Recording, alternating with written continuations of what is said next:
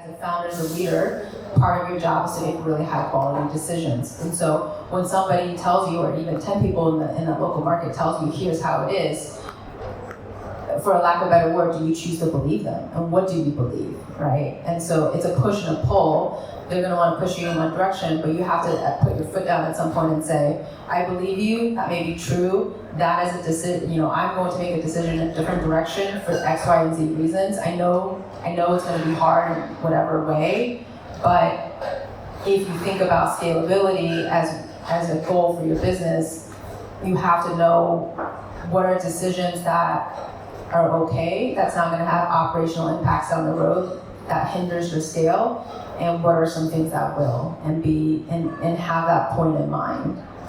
And is all co-founders involved in this sort of test? That is a leadership philosophy question. I think for me, yes. For somebody else, no, right? For me, I think it's important to have the buy-in of your co-founders. And then if you're the CEO, you have to step in and make a decision at the end of the day. Not everyone's going to agree on everything, but they would at least be brought in on the decision-making process. Yeah, because whoever is involved in the secondary market is going to have more empathy, more data, and they're going to be going back and saying, you guys are not understanding, we need to go, push more here, etc. Right? Yeah, but your job of a leader at the end of the day is not necessarily to be liked, right? Your job as a leader is to move your team forward. And so, yes, you want to listen to people's feedback, and yes, you want to look at data, and then you have to step back and make a decision. And I guess the question is everyone going to always like the decision? No. Are you always going to get it right? No. But that's okay, you just have to really be right more than 50% of the time, right? Who plays chess here? Yeah. So I play very little, but my kids play a lot, and they're in tournaments. And their coach always says, you are a championship level chess player if you win, over 50% of the time. And you were to look at Magnus Carlsen, I think he only wins like 60% of the time or something like that. And he's the #1 chess player in the world. And so you're gonna make decisions, it's not always gonna be right, but if you're making more winning decisions than not, even by a fraction, you're on a good path. Like, kind of think of that, like winning decision and kind of that arc, down, or heading towards winning. And that's also true in most sports, I think. So what you would advise to C-levels to build healthy relationships with board of directors? What kind of things they need to pay attention and keep under their control? Okay, how do you build effective relationship with C-level in the board? Good question. So I've had experience managing boards, and I'm on 2 different boards. I think that, it's such a tricky question. I think you want to make sure that you're looking at everything from a board point of view. So what do they care about, right? A board for a startup is different from a board for larger companies. A board for a startup, you're probably looking at basically your investors, right? Investors, they're not there out of charity, right? They're there to want your businesses to grow really, really fast. And so I would say be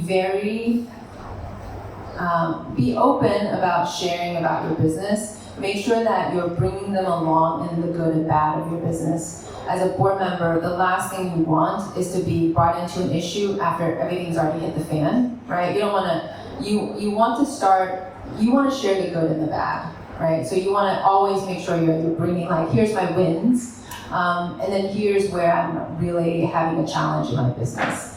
The reason why you want to do that is because when you are sharing what's challenging in your business, you are building trust, because nothing ever goes right in life. That's just not realistic. And when you're able to share what's challenging, A, they have a heads up, B, they can help you. Everyone wants to be helpful if they know how to help. And by sharing very specific things about what's going wrong, you can ask for help in a very direct way. So I would say, look at everything from the board's perspective. What do they want out of the relationship? And be transparent on what's going well, but more importantly, where you can use their help. Who on the C-level is the bridge, the most effective bridge to the board? It would be the CEO. Right when pandemic was starting to happen, a lot of companies were getting into trouble. Our board, in fact, went through the same hard process.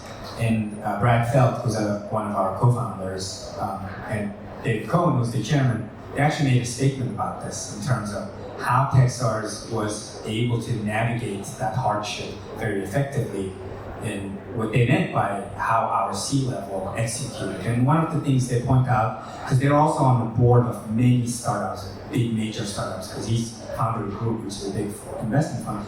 He was saying exactly that, which is as soon as things start getting hard, many inexperienced C-level people will kind of get scared and then hide a lot of information or withhold, trying to fix things before they go to the board.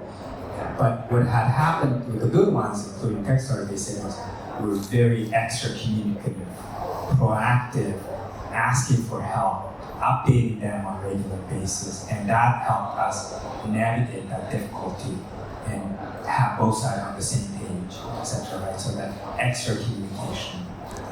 Yeah. So in the pandemic example, the board I'm on in the U.S., it's a furniture business, and obviously everyone was, in the very beginning of COVID, everyone was unsure what would happen.